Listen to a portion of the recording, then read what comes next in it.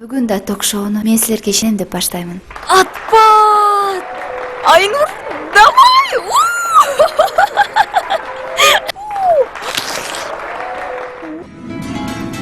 Асманда карасаң, ушундай бир чексиздикти байкайсың.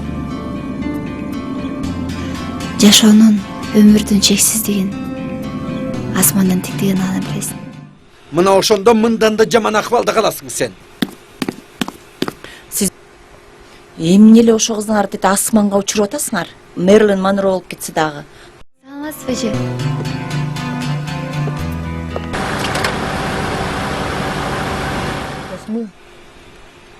Дайте мобильник.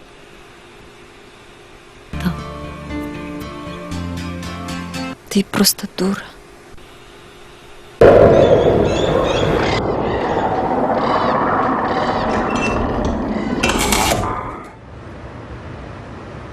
Кандай болду экен?